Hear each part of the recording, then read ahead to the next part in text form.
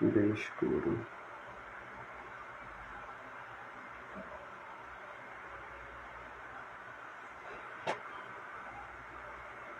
Não tem espectadores. Alguma coisa a contar aqui.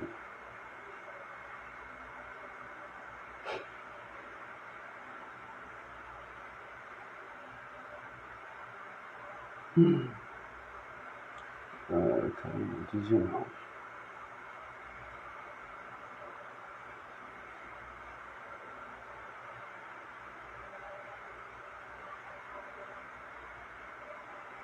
Ai, gente, que horror! Meu Deus do céu, que situação!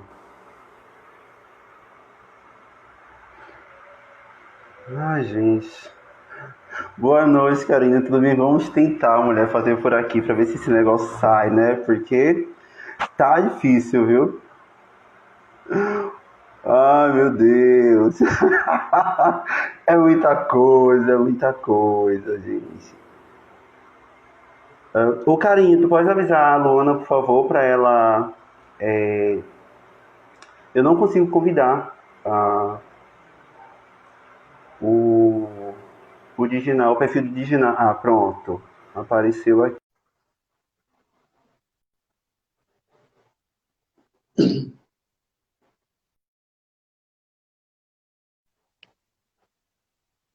Nossa, gente, não acredito nisso. Olá, Adila, tudo bem? Isso, eu vi que ela já está aqui. Aí, quando eu seleciono para poder agregar lá a conversa, mulher Freud explica mesmo, viu? Que tá babado esse negócio aqui, viu? Deu certo? Deu certo! Vocês estão me ouvindo? Acho que todo mundo. Rapaz, você queria audiência para sua página, né? Eu tô achando que isso foi programado, porque você queria audiência para sua página, rapaz. Repare que situação. Eu fiquei com receio porque tem uns celulares que não conseguem fazer essa divisão de tela no Insta, mas eu acho que não é o caso. Foi Não, algum não é o bug caso que meu, deu, não. mas que bom, estamos aqui. Exato, vamos só Como esperar ele o tempo. tá. Tomara que os alunos venham, né? Porque eu não, assim, vai aparecer lá na página do Genal que o Genal tá fazendo a live com você. Então eu acho que não tem muita Isso. dificuldade. E você, quando for salvar, quando terminarmos, aí vai aparecer a opção de você compartilhar no IGTV. Aí você faça Pronto. isso. A Tá live certo, fica Lu, faço sim. guardadinha. Beleza. Mas Aí, estão aí a entrando aqui. Thaís A avisou. Thaísa, Estão vindo. Anthony, estão todos entrando aí. Que bom. Isso. Boa noite, né? Exatamente. Boa noite. Vamos Então, só gente, esperar o eu sou entrevistador. Patrícia Poeta, tá? Eu sou a entrevistadora, Patrícia Poeta, e a Dejan é o entrevistado, é o palestrante, é a estrela da noite. Tá? Eu só estou aqui para mediar, só para direcionar, para conduzir de alguma forma, mas na verdade a palavra vai ser toda dele.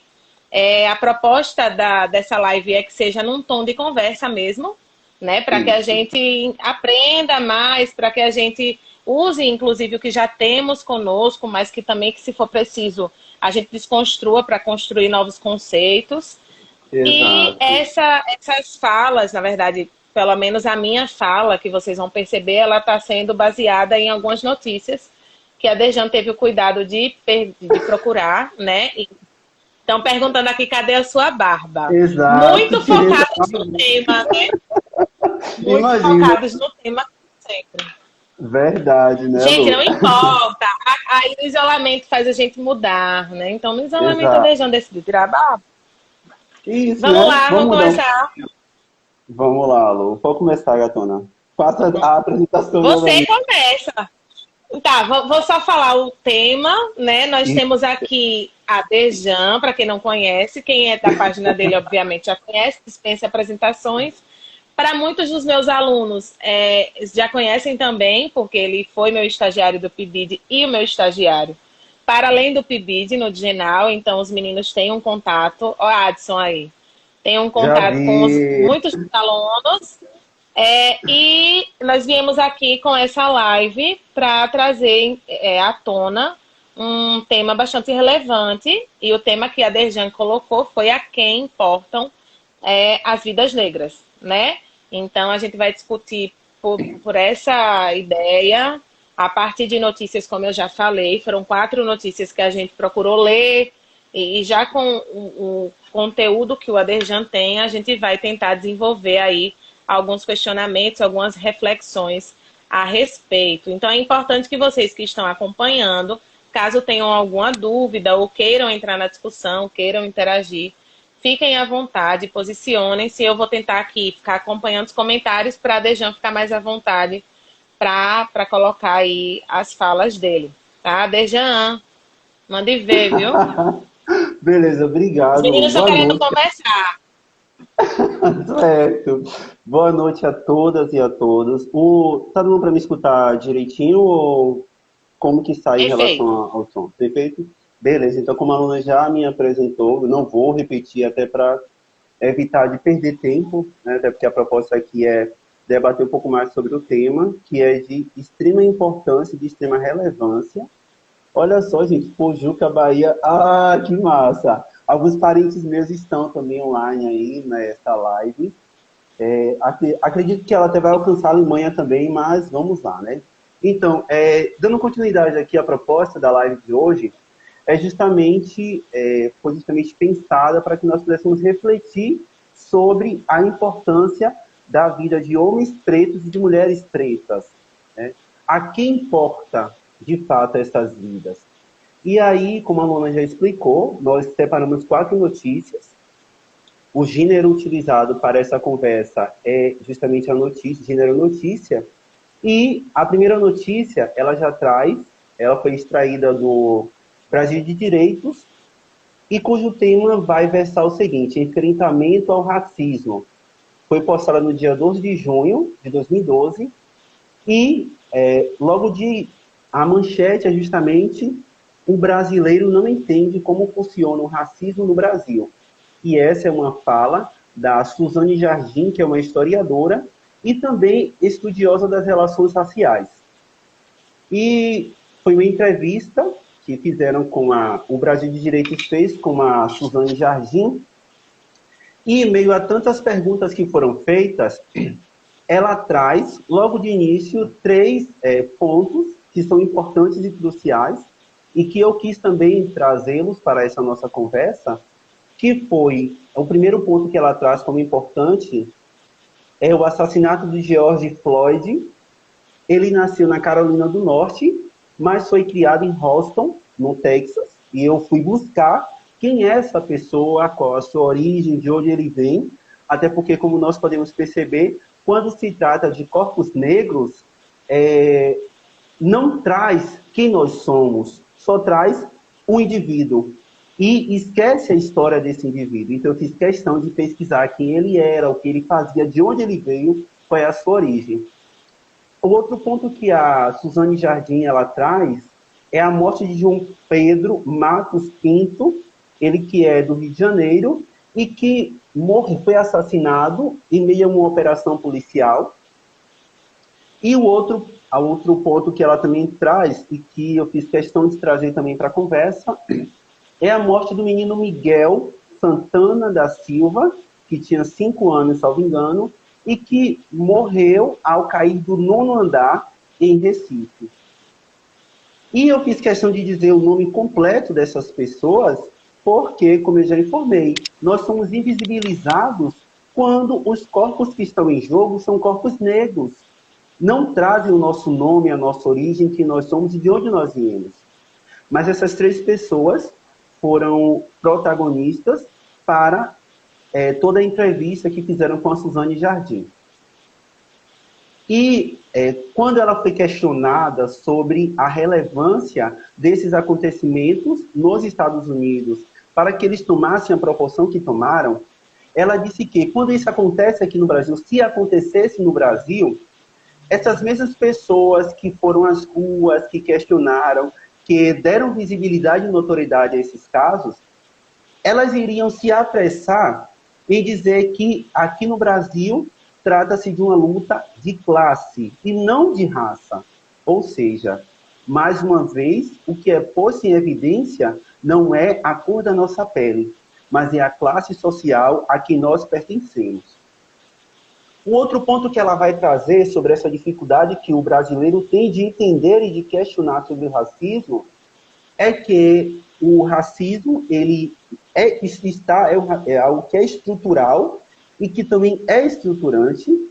Ele se estrutura num país a partir de referências que são americanas.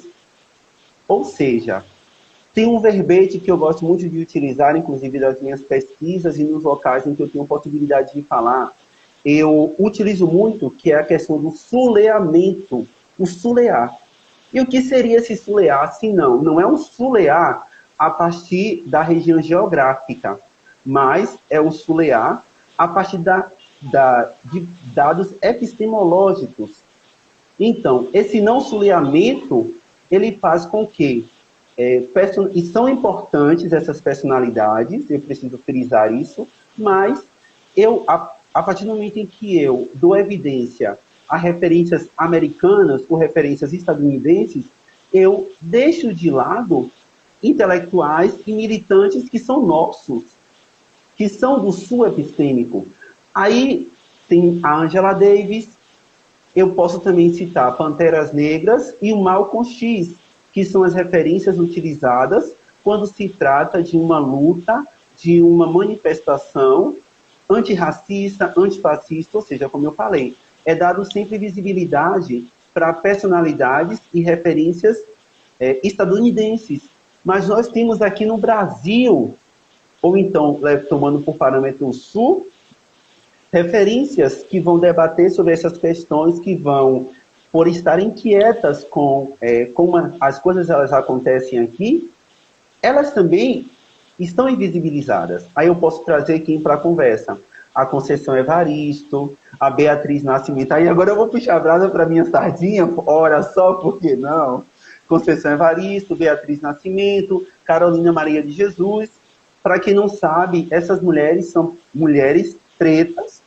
A Conceição Evaristo, das três que eu citei, é a única que ainda está viva, mas a Carolina Maria de Jesus e a Beatriz Nascimento, ainda que não estejam vivas, fisicamente falando, mas elas escreveram e os seus escritos, eles são lidos, debatidos, questionados e são difundidos por pessoas que pensam assim como elas, e eu sou uma dessas pessoas, e que quer dar visibilidade e notoriedade também a essas mulheres, a essas personalidades.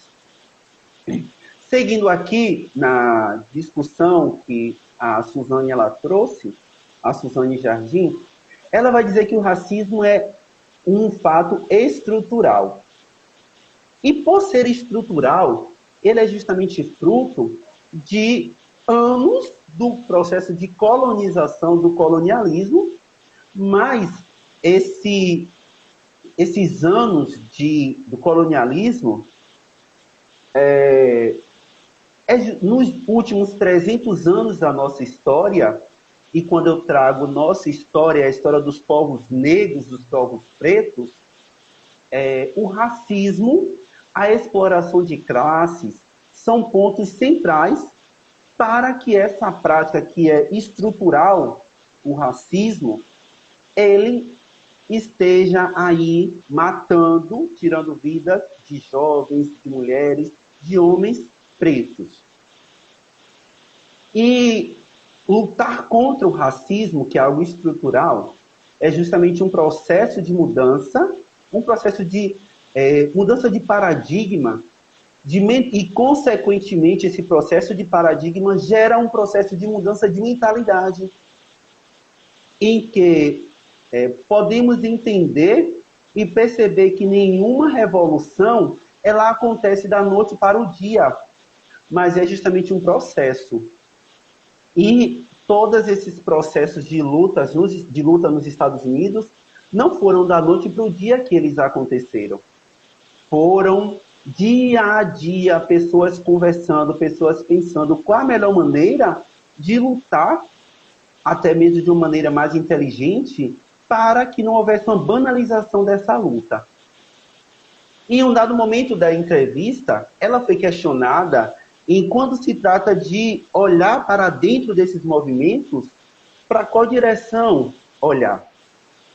Ela deu uma resposta fantástica e muito inteligente que, se quisermos olhar para dentro dos movimentos antirracistas e antifascistas, deveríamos olhar para os movimentos de favelas e movimentos que trabalham com cárcere. Por quê? Esses são os movimentos atuais e são eles que vão dar visibilidade e notoriedade a pessoas que estão à margem da sociedade e que estão em processo de marginalização.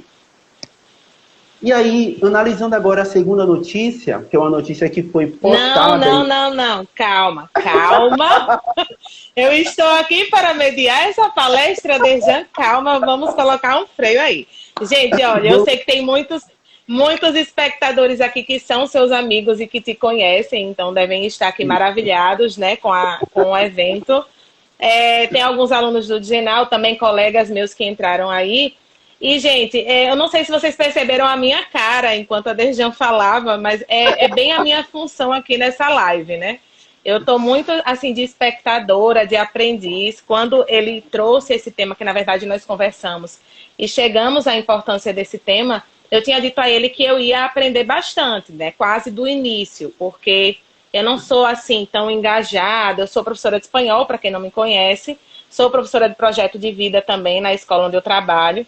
Então, eu gosto muito de aprender, mas, assim, eu tenho um pouco de receio de falar do que eu não sei de fato, do que eu não tenho segurança. Então, as notícias que a Dejan está comentando, eu li, então aprendi bastante já com elas, troquei com ele, a gente conversou antes dessa live. E ele falou de uma maneira, assim, muito incisiva, muito enfática, né? Assim, eu gostei muito dos pontos que ele tocou. Mas teve um ponto que ele não tocou e que eu gostaria de trazer, como aprendi sempre, gente, na humildade, por favor. A Dejan, qualquer coisa aí você me corrija ou se coloque, tá? Tá certo, o sotaque maravilhoso que ele tá falando é o meu ou é o seu? Teve alguém aqui que disse que o sotaque é maravilhoso. Ah, é o seu. Porque o meu, às vezes, nem vejo o sotaque. Ó, o que eu queria trazer... O que eu queria trazer aqui é a respeito, quando ela é questionada, é Suzane, né? Suzane Jardim. Eu até anotei o nome dela porque eu fiquei muito interessada em procurar mais sobre essa pessoa que eu não conhecia e que eu achei realmente o discurso dela, a entrevista dela, muito interessante. As palavras, a maneira como ela colocou as palavras, né? Eu achei que foi muito interessante. Então, ela foi perguntada a respeito da funcionalidade dessas mobilizações digitais, né, das redes sociais. Se ela acreditava que essas mobilizações causariam alguma mudança ou se não. E aí ela colocou que pode não ocorrer, né? Ela disse que ela prefere acreditar que sim, que existirá sim uma mudança, que inclusive ela trabalha com isso, mas ela disse que tem muita gente que faz só por fazer, que faz só por modinha, né? Porque viu outros fazendo. Então teve um evento logo após a morte de George Floyd, dessas manifestações todas, teve um evento para todo mundo não postar nada e postaram uma imagem preta.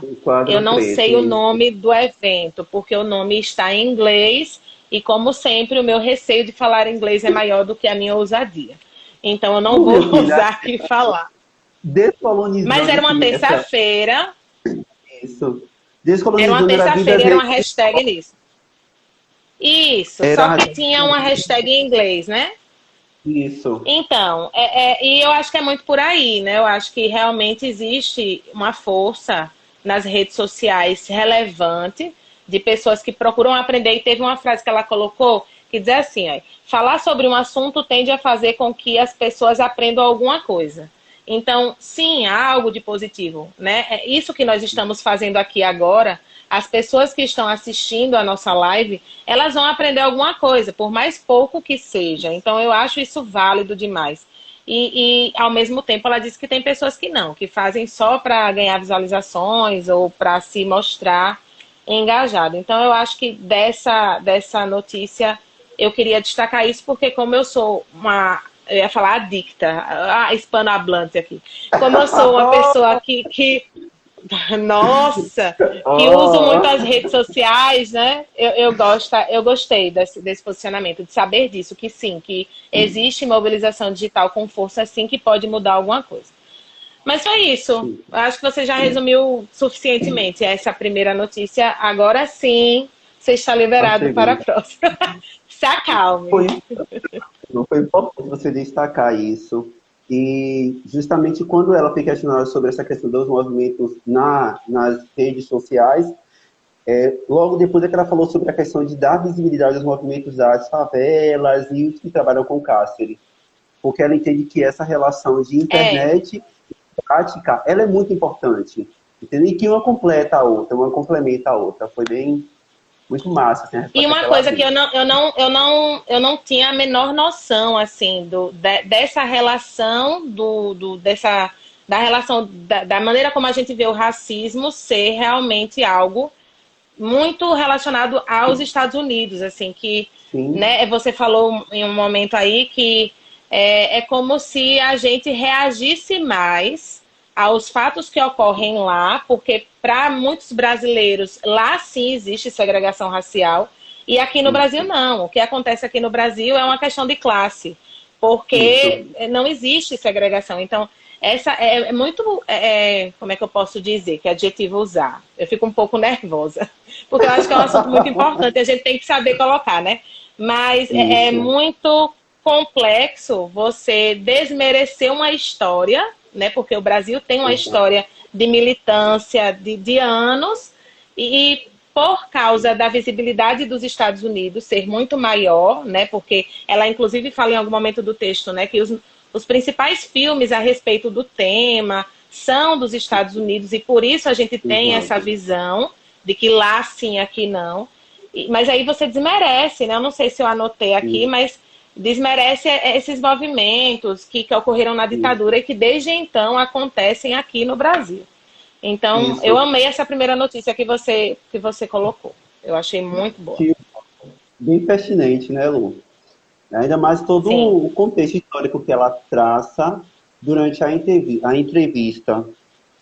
Vamos lá. Aí a segunda notícia que Vamos para nós frente. separamos, né, é uma notícia que foi publicada no site da ONU, que é a Organização das Nações Unidas, o intuito dessa notícia é justamente divulgar uma campanha que aconteceu, que o título é Vidas Negras, pelo fim da violência contra a juventude negra no Brasil.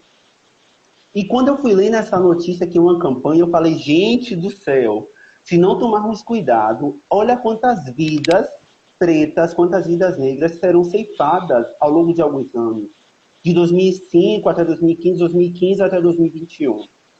E o intuito dessa campanha, Vidas Negras, é uma iniciativa que buscava ampliar, que busca ampliar junto, e aí a ONU ela traz para a conversa algumas outras esferas que são responsáveis por gerar e por proteger essa vida, sabe? Junto à sociedade, gestores públicos, sistema de justiça, setor privado e movimentos sociais, a visibilidade do problema da juventude negra no país.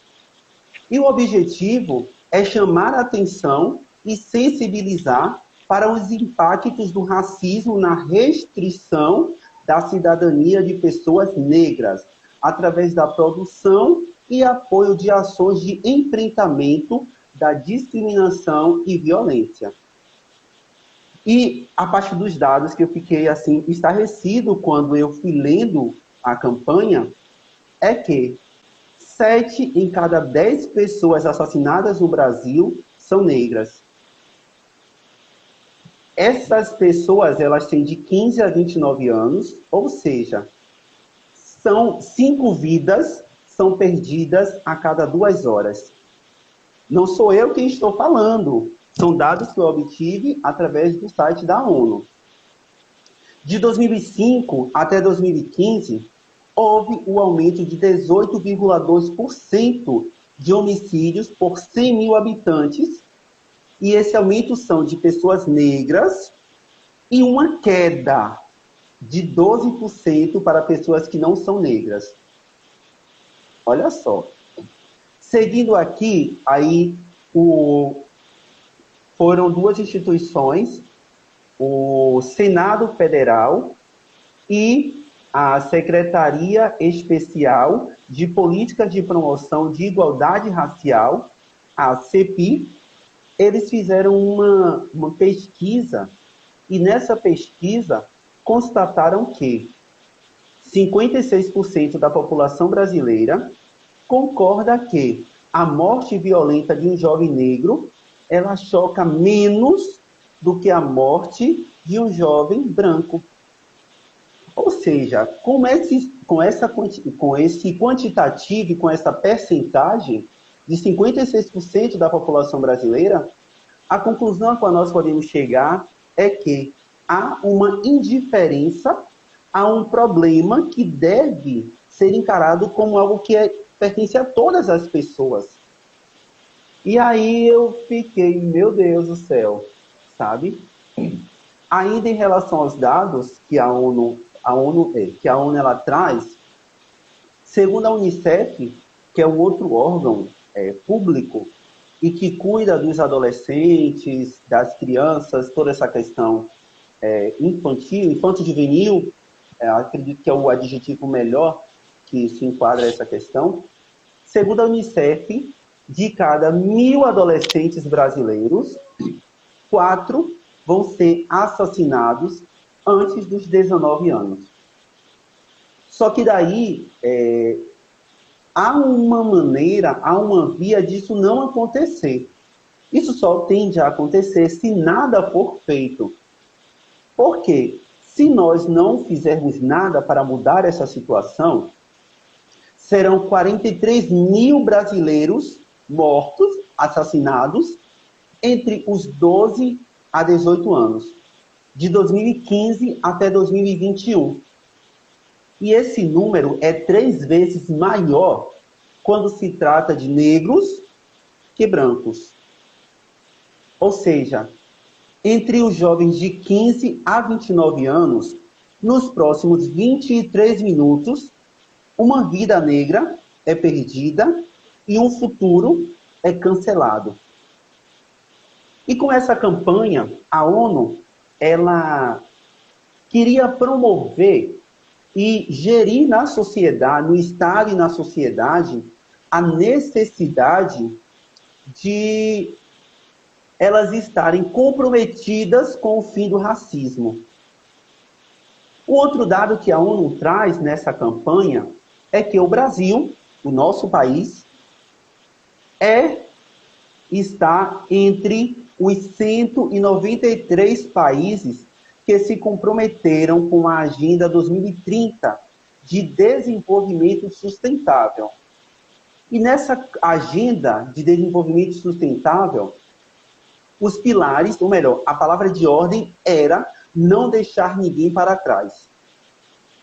E aí, se o racismo é um ato que tem deixado jovens, mulheres, homens negros para trás, justamente a proposta é fazer com que, se esse racismo ele deixa vidas para trás, ele precisa ser enfrentado e combatido.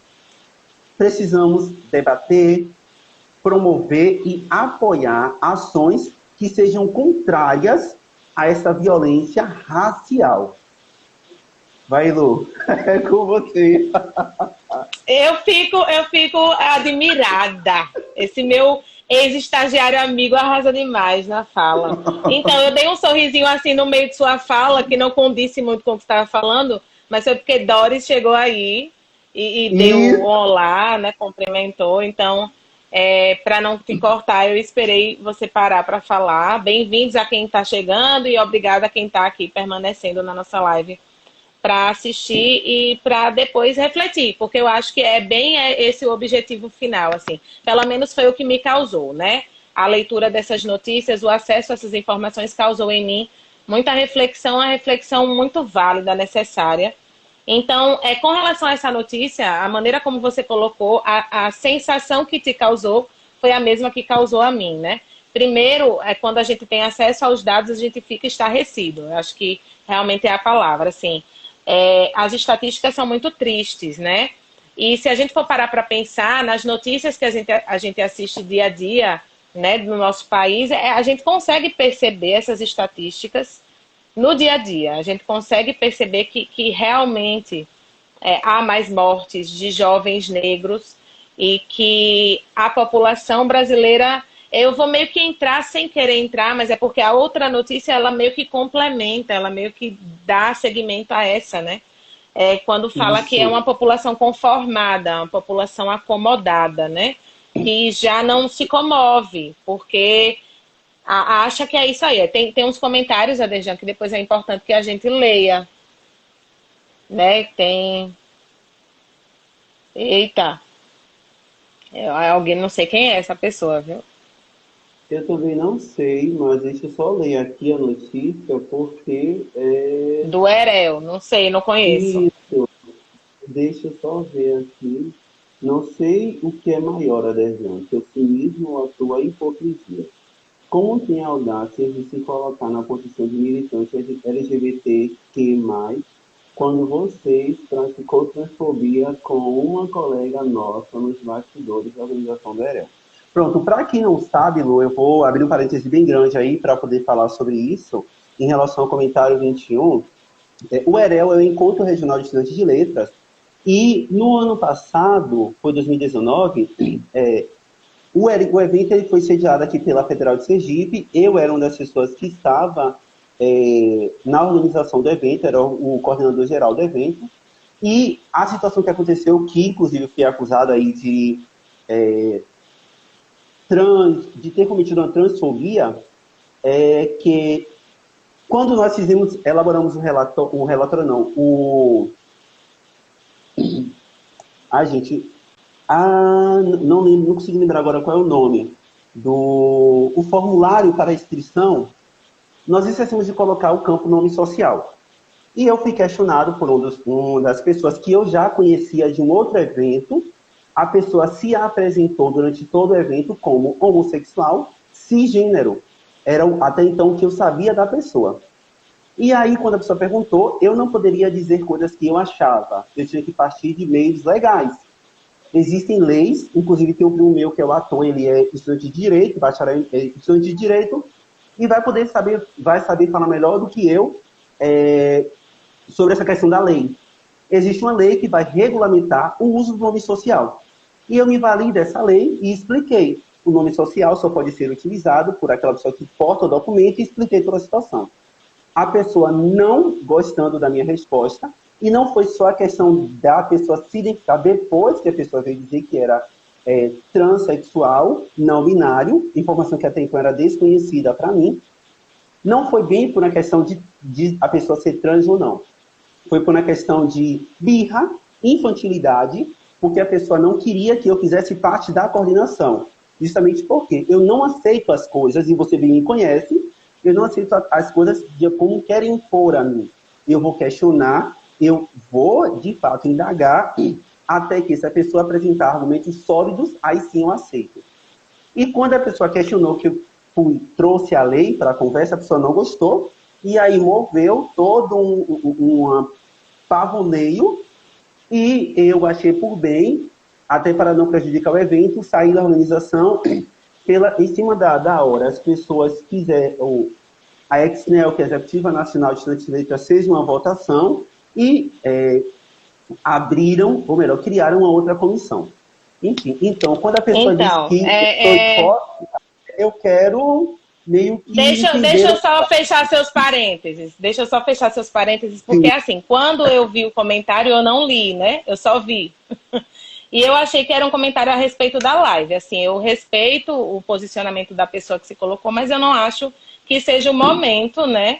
Eu não sei se essa pessoa sabe, mas essa live eu estou representando uma escola. Então, a ideia da live é trazer um outro tema, e essa pessoa está questionando a maneira como você se apresentou no cartaz da live, e isso poderia ter sido conversado fora daqui. Então, realmente Exato. É uma situação que a gente não esperava e que não acho que deva ser desenvolvida aqui durante essa live, mesmo porque o tema que a gente está trazendo aqui é outro. Né? Então, eu não sei nem se a pessoa ainda está aí escutando, mas eu gostaria que ela esperasse um momento conveniente para conversar com você a respeito do que aconteceu. Eu achei interessante você se retratar, porque, enfim, é um pouco desconfortável, né? Mas vamos voltar para a Vamos nossa lá, né? pauta, né? Eu espero que a pessoa, se a pessoa quiser participar, sinta-se à vontade para participar do que estamos conversando aqui na live, tá? A pessoa não Que está é mais. sobre vidas negras. Isso, não É, está acho que mais não, entrou estou só só para causar vucu-vucu, Isso. né? Acontece. Mas, É, Lu, já se percebeu aí que a pessoa só quis causar um desconforto, mas tem pessoas que são assim, gente. Infelizmente, a gente tem que aprender a lidar com todo tipo de gente, de pessoas. Exato. E é isso aí. Olha, Vamos lá, né? como eu estava falando, estávamos falando da segunda notícia que a Dejan trouxe aqui. E essa notícia, eu acho que realmente o que essa campanha quer trazer, o objetivo final dessa campanha é justamente um posicionamento do Estado a respeito do enfrentamento contra o racismo, né? Para que esses números, eles. Porque há uma previsão na notícia, então, há uma previsão de números muito tristes.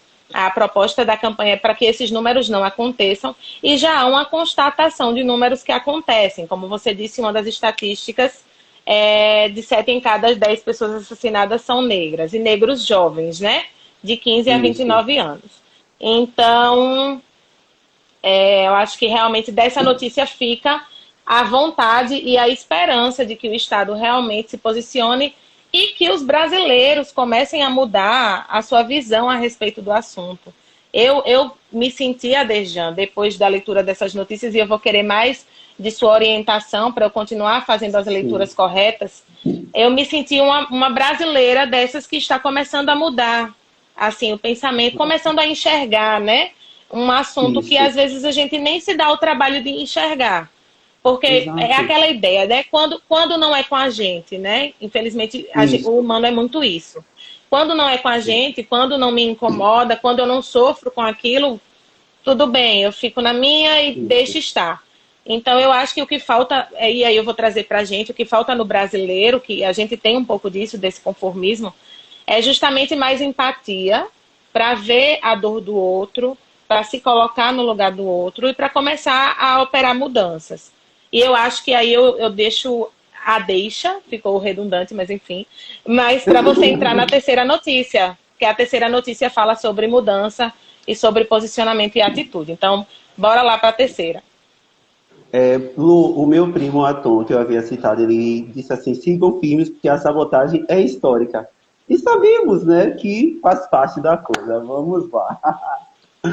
Aí, seguindo aqui com esse arsenal de notícias, a terceira notícia é uma notícia que foi publicada no site Folha de São Paulo, cujo tema é E no Brasil, vidas negras importam? E aí, como a Luana ela já magistralmente introduzindo essa notícia, ela já falou. A sociedade ela já está tão acostumada, já está acomodada, já está conformada com essas práticas, que ela, por vezes, fica apática, ela não reage a esses fatos de racismo que acontecem. Né? Quando houve, por exemplo, a morte do João Pedro, no Rio de Janeiro, o adolescente que estava com 14 anos, o resto do Brasil optou por não se indignar em relação à morte dele. Sabe? É mais um negro no Rio de Janeiro que morre. Sabe? É mais uma vítima de uma bala perdida, e eu costumo dizer que toda bala perdida, ela tem como alvo o corpo negro. É mais um fruto da bala perdida, sabe? Então, isso é normal, já banalizou quando uma pessoa negra, ela morre. Um outro ponto também que nós podemos entender e perceber na notícia é, entre aspas, e aspas bem grandes, o mito da democracia racial. E quando eu vi e eu consegui identificar esse mito da democracia racial inserido ali na notícia, eu fui pesquisar e ler um pouco mais sobre o que seria esse mito da democracia racial. E lá eu me deparo com quem? Nada mais nada menos que Abadias do Nascimento. A Doris vai amar saber que eu estou citando Abadias do Nascimento na live. E um pensamento do Abdias do Nascimento que chamou muito a minha atenção quando eu fui pesquisar, em que ele vai dizer o seguinte, abre aspas, sem a escravidão, a estrutura econômica brasileira não teria existido. O escravo foi a espinha dorsal da nova economia. Fazia crescer a riqueza do país, mas pagava com seu suor e sangue a apropriação de tudo pela aristocracia branca. Esse é um pensamento do Abdias do Nascimento, em que ele versou sobre isso no ano de 1977. A questão de dar os créditos a quem é de direito, a questão de dizer de onde nós tiramos as informações, até para eu não ser também acusada de cometer plágio, né? Mas vamos lá. E justamente esse mito da democracia racial é acreditar que a democracia racial no Brasil, ela existe. E nós sabemos que no Brasil, abre aspas, a democracia racial, o Brasil ele vai se proclamar como uma nação que vai fazer jus a essa democracia racial. Mas, se nós formos parar para analisar a estrutura social, a estrutura cultural e a estrutura política do Brasil, essa estrutura e essa democracia racial, entre aspas, na qual o Brasil se intitula, ela é essencialmente racista e vitalmente ameaçadora para negros e negras. Só que nós não podemos esquecer que todo esse processo e todos esses atos racistas, se nós formos fazer uma análise diacrônica da história do processo de colonização do Brasil, vamos perceber que, através da era de escravidão, de 1530 a 1888, segundo o GLE10, que é um site que vai dar visibilidade à produção negra, é um outro site que eu deixo como indicação, havia, nessa era de escravização, uma política de liquidação sistemática dos africanos. Não era gratuita essa ceifar a vida de mulheres e de homens negros, sabe? Era algo que era sistemático, era algo que era pensado para haver, e justamente a esse processo, damos o nome de eugenização, que era causar um embranquecimento da raça, dos brasileiros, né?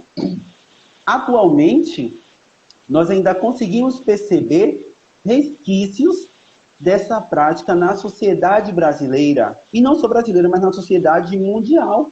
Por quê? O George Floyd, o João Pedro, o Miguel, quantas outras pessoas ainda sentem na pele, ou sentiram na pele, resquícios dessa prática de liquidação dos negros e das negras na sociedade, sabe? E para fechar essa terceira notícia, fica aqui uma dica que nós devemos nos posicionar, porque nos colocarmos em cima do muro também é posicionamento. Eu prefiro não me posicionar. Isso é posicionamento, é você ser a favor dessas práticas que vão nesse processo de tirar negros e negras do jogo e da brincadeira, sabe? Então, devemos nos posicionar, devemos ler, devemos consumir e devemos incentivar profissionais negras, profissionais negros, leituras que são produzidas a partir de pessoas pretas, de homens pretos, de mulheres pretas, justamente para descortinar essa produção e fazer cair por terra o mito de que preto não produz. Produz sim. Quem mais produz são as pessoas pretas, até porque se nós somos pretos e pretas, quando estamos ocupando um lugar de visibilidade, nós devemos fazer 2 vezes mais do que as pessoas que não são pretas, porque aí sim é que vamos fazer valer a nossa estada, e não é estadia, é estada naquele lugar. Vai, Lu, é com você. A gente tá parecendo que tá no jornal, né? Aí faz assim, é com você, Evaristo. Evaristo, saudades de Evaristo. Eu sou muito fã de Evaristo, mas enfim. Então, essa notícia, eu acabei antecipando algumas partes dela justamente porque eu achei que ela condizia bastante com a anterior, no sentido de que, Isso, para nós, cada um de nós, pessoa por pessoa, começar a combater o racismo aqui no Brasil, a gente precisa mudar, né? Mudar o nosso comportamento, mudar o nosso pensamento, refletir mais acerca das coisas, acerca da história, considerar fatos, né? E aqui nessa notícia, no final dela, ele dá justamente essa sugestão, na verdade, é um encaminhamento, né?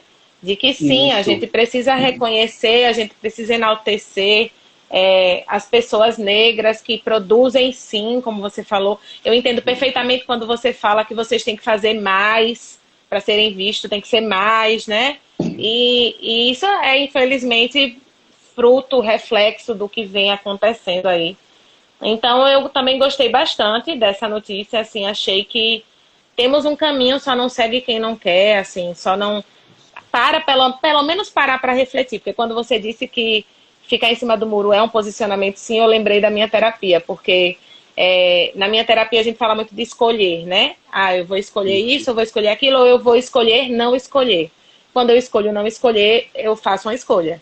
Então, sim, ficar Exato. em cima do muro, ser indiferente é sim um posicionamento, e é um Isso. posicionamento triste. Então, assim, que nós brasileiros sejamos menos indiferentes, né? Repito e insisto, porque eu acho que é uma palavra de ordem no universo escolar, no universo intelectual que eu habito, que é o de Renal. Empatia é algo que a gente sempre tenta colocar como prioridade, e eu acho que a empatia tem muito a ver com isso também, assim, de ser pelo outro, né? De se ver no outro e enfim. Então é isso, amor. Vamos para a quarta, porque eu estou olhando aqui, nosso tempo está correndo, então isso quer dizer que o assunto tá Nossa, bom. isso. Bora para a quarta Ainda notícia. falando sobre essa questão, Lu, que você trouxe sobre, além do posicionamento, do se colocar, do escolher, todas essas questões e também do, eu não vou escolher porque eu não quero ser culpado. Somos culpados, a partir do momento que nós dizemos, não, eu não quero. Esse não querer já te deixa, já traz para quem escuta ou para quem lê, que você é conivente, sim, com o que está acontecendo a partir daquela sua atitude.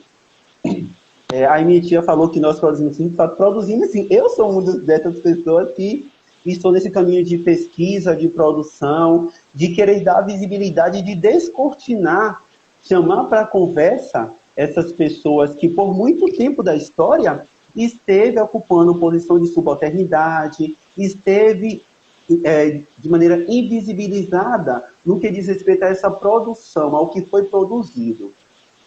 Aí agora, partindo para a quarta notícia, uma notícia que foi postada no portal GLE10, como eu já expliquei, é um portal que dissemina informações a partir de pessoas pretas que escrevem, e essa notícia chamou muito a atenção, e acredito que para a Luana também foi bem legal quando leu isso, porque a pessoa que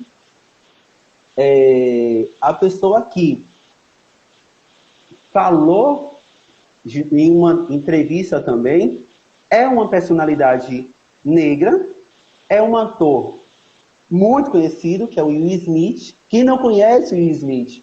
O filme Em Busca da Felicidade, outros filmes mais, que ele participou enquanto protagonista, né? Em que o Will Smith vai dizer, abre aspas, racismo não está piorando, está sendo filmado, fecha aspas. E por que que o Will Smith ele chega a essa conclusão? Porque se nós observarmos, e um outro dia eu estava assistindo um filme, e nesse filme, um jovem negro, ele foi... três policiais pararam um jovem negro para abordá-lo. E no meio dessa abordagem, vários outros negros, um negro ele se sentiu acuado, e vários outros negros que estavam ao redor, do outro lado da calçada, um pouco mais à frente, eles tiraram o celular do bolso e começaram a filmar aquela ação policial. Quando os policiais viram que aquilo poderia trazer um certo prejuízo para eles, eles mudaram a maneira de abordar aquele jovem, afastaram-se um pouco e eles foram bem amigáveis, entre aspas, com esse jovem. E aí, um fato que aconteceu recentemente, não foi racismo, mas foi um ato de preconceito, o fato que aconteceu, foi mostrado no Fantástico, cidadão não, engenheiro civil formado melhor do que você. E aquela mulher, quando verbalizou isso, referindo-se a um fiscal que estava ali para zelar pela saúde e bem-estar das pessoas que estavam ocupando aquele espaço, ela não sabia que aquele fiscal, já que o que estava em jogo era a formação acadêmica do fiscal, ou do marido dela, que é engenheiro, o fiscal tem doutorado. Ele, salvo engano, é da área do direito. Mas ela quis deixar claro que eu pago, filho, eu pago o seu salário. Né? Mas aí, por conta dessa questão dos aparatos tecnológicos, da internet, das mídias sociais, essa postura dela preconceituosa veio à tona e ela foi desligada da empresa, da Taesa, sabe, uma empresa do Rio de Janeiro. Então, quando ele diz que o racismo ele não está piorando, ele só está sendo filmado, é justamente por conta disso, sabe? E está havendo uma mudança. Toda mudança, é preciso haver uma mudança de comportamento, de mentalidade, uma mudança de pensamento, para que essa mudança de pensamento, ela reverbere no nosso corpo, nas nossas atitudes, sabe? E o Will Smith disse que, atualmente, é possível discutir sobre raça mais abertamente, mais livremente, que nos anos 60. Onde que na história dos Estados Unidos, e precisamos falar dos Estados Unidos até porque ele é dos Estados Unidos, iríamos pensar e imaginar que um representante, a representatividade máxima, que é o presidente, ele fosse ser uma pessoa negra, como no caso do Barack Obama, sabe? Então, nesse ponto aí, nós podemos perceber a importância, a relevância das mídias sociais, da internet, dos aparatos tecnológicos. Ou seja, chega de nós estarmos acomodados, nós estamos acostumados, temos que estar inquietos e inquietas, porque chega de impunidades, sabe? Não dá mais para aceitar que atrocidades aconteçam a vidas negras, que essas atrocidades elas fiquem impunes, entendeu? E a postura da empresa foi justamente dessa, de dizer não, nós não comulgamos, não compactuamos com essa postura e por esse motivo nós não queremos em nosso quadro de empregados, sabe? E aí eu, quando passei essa notícia adiante, eu disse, percebam a escolha lexical que o site, a emissora não, a empresa que veiculou a notícia utilizou a palavra funcionária. Mas quando a empresa na qual a mulher trabalhava emitiu uma nota de repúdio, por assim dizer, a empresa utilizou o verbete empregada para deixar claro a ela que ela estava em uma condição de subalternidade. E eles não compactuavam, não compactuam com isso, e por esse motivo, a partir daquele momento, ela não fazia mais parte do seu quadro de empregados.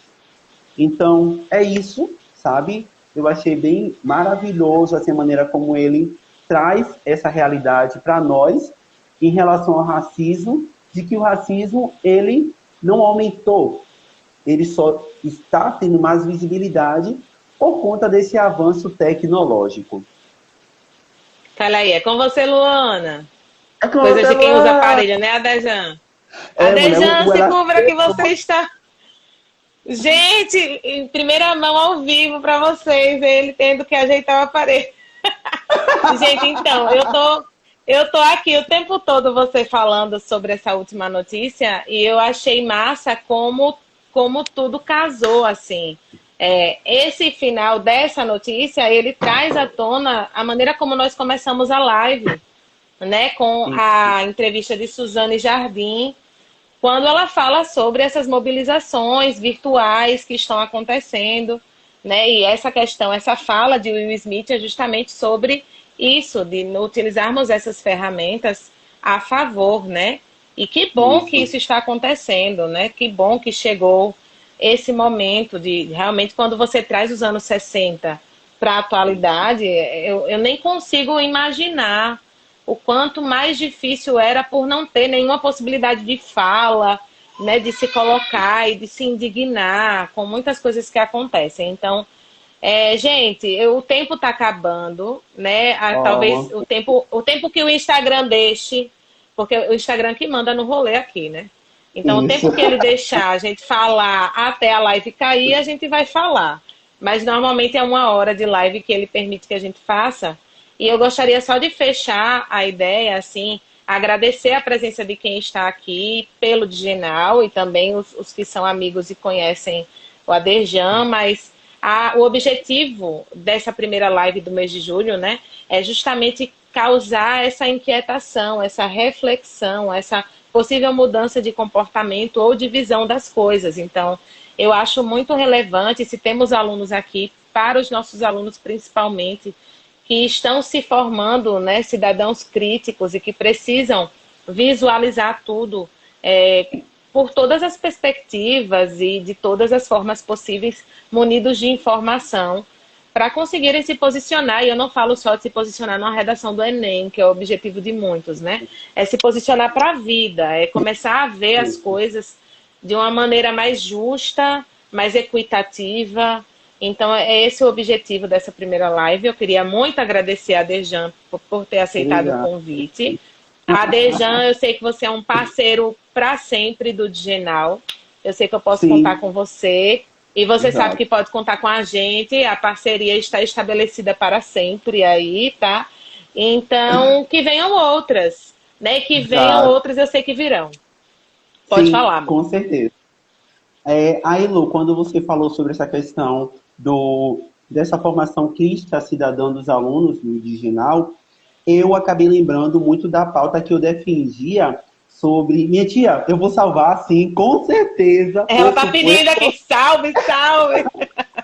eu vou salvar, sim, com certeza. Aí, Lu, eu lembrei sobre uma fala que eu usava sempre quando eu me questionava.